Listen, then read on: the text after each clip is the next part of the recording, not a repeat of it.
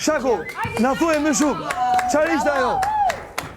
Mi prodhoni, ti të shmiq në këtë super moment në shtëpinë më të pasur në Shqipëri.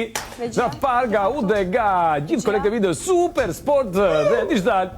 Ju uroj një vit të ri të këngësh gjithë shqiptarët. Të këngësh sot kemi patur një parashut që ka ardhur aty për Ishte imitimi më i mirë në botë. Realisht kishte bërë një imitim shumë të bukur dhe ndaj e ripostova sepse realisht më pëlqeu shumë.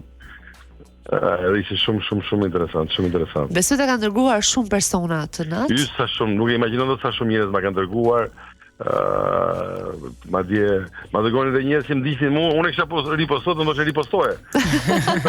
Ndërkohë që Shaku, ju jeni larguar nga komentimet e ndeshjeve, por duke se komentimet e ndeshjeve nuk janë larguar nga ty personalisht.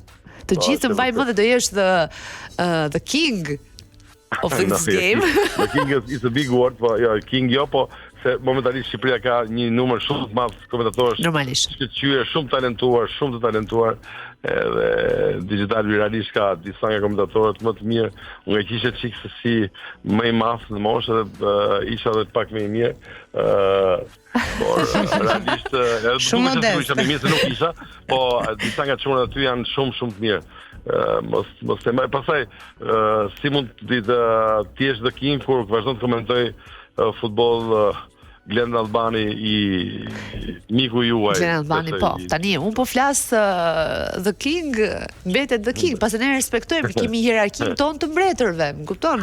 Vjen njëri në voti për dikë tjetër. Kam një pyetje për Më emocionoi shumë ajo që bëri Stenaldo për faktin se ju ndoshta se dini, po ju them një fakt shumë interesant që një verbër është bërë motiv që të filloj të komentohen ndeshje, sigurisht një ditë do bën ndodhte. Vërtet? Rreth viteve 20-25 diçka tjetër, nuk e kujtoj mirë saktësisht tani, se kam kohë që jam shkëput.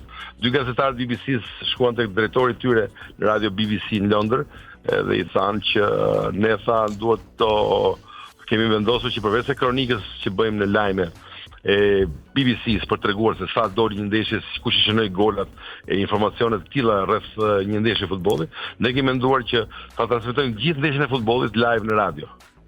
Drejtori i tyre qeshi me të madhe, gjithë stafi ishin kundër kësaj ideje dhe ata si gjithmonë njerëz që duan të bëjnë inovacione në jetë kanë dhe një moment genialiteti dhe ata morën një mikun e tyre të verbër që nuk mundej do të shite, e çuan në stadium dhe me gjithë komisionin e gazetarëve dhe drejtorit tyre sarkastik, vendosin që t'ja komentonin aty ndeshjen, ai ishte brenda stadium, nuk shite gjë, po këta ja komentuan të dy lojën, se i treguan çfarë ndodhte brenda në fush, me emocion të jashtëzakonshëm, edhe ai u përfshi gjatë gjithë ndeshjes në emocione të shumta, po në fund fare nga që kishte një rast shumë të bukur futbolli, një gol shumë të rëndësishëm në fund me penalti, ata e komentuan aq bukur me aq emocion sa i filloi të qante.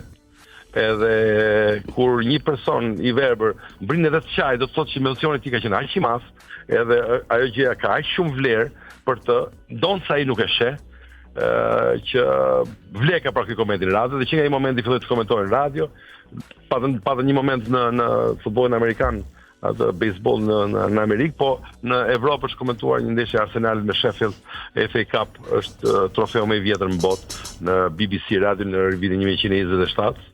Edhe që nga e koha, pastaj në radio, pastaj në vitet 40 u komentuan në televizion, por si më thon, filloi të bëjë kjo gjëja realisht kështu.